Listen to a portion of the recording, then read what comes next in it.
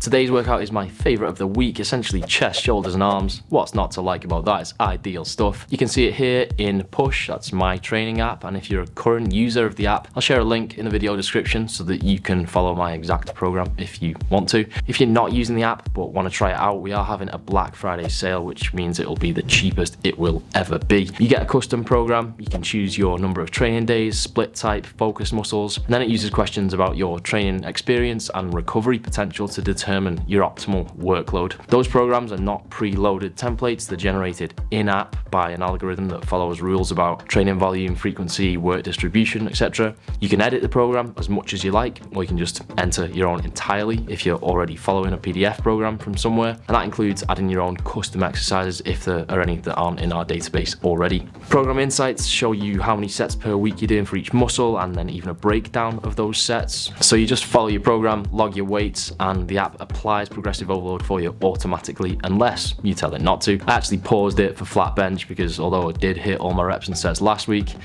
sometimes you just ain't ready, man, you know what I mean? I just felt it was daunting. I thought, just give us another week, mate. It'll also recognize and try and get you past plateaus and swap out your exercises when you could benefit from a change. You can add or remove sets on the fly, change your rep targets, switch out exercises, and adjust your rest time. There's a 1-week free trial, absolutely no strings attached if you want to check it out. Even if you already had a trial, you can actually get another now if you go through the link in this video description. That rolls into a yearly subscription of $57 for the whole year. That's less than £5 per month. If you try it and don't think it's worth £4.75 a month, just cancel the trial at any time and you can still use the rest of the week. About 85% of our users who subscribed during last year's Black Friday sale are now due to renew, and they get to keep that discounted price, obviously. So I think that says something positive. I think you should check it out. That's my Black Friday spiel. It was, you know, I'm sorry about it. I hate myself for one weekend every year. I think I'm sound for the rest of it though, so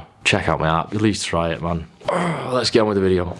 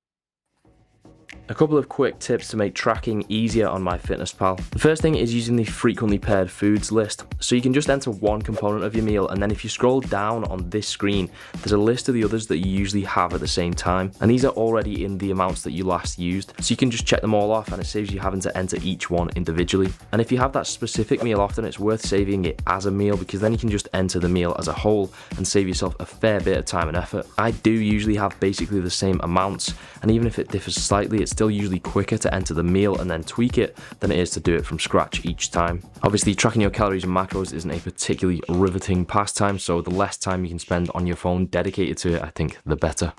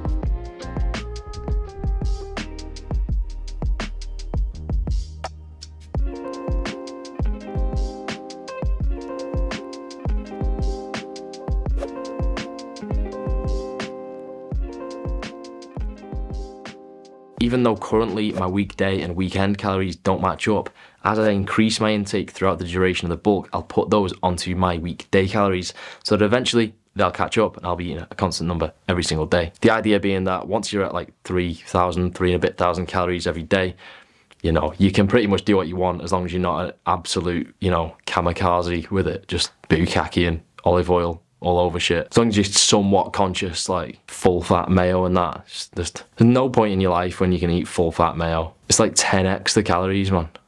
It does taste better though, but not 10x better, you know what I mean? Just carry on.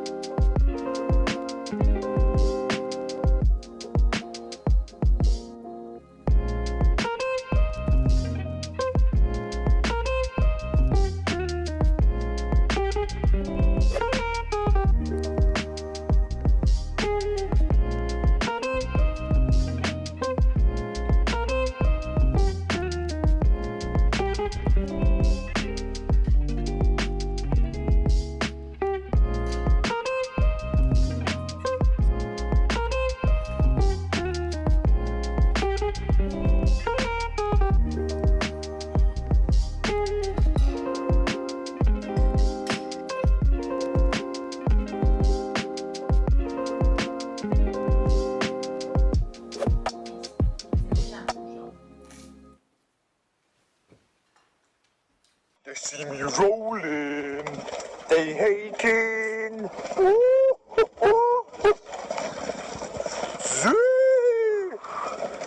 Joey Lenny is my hero.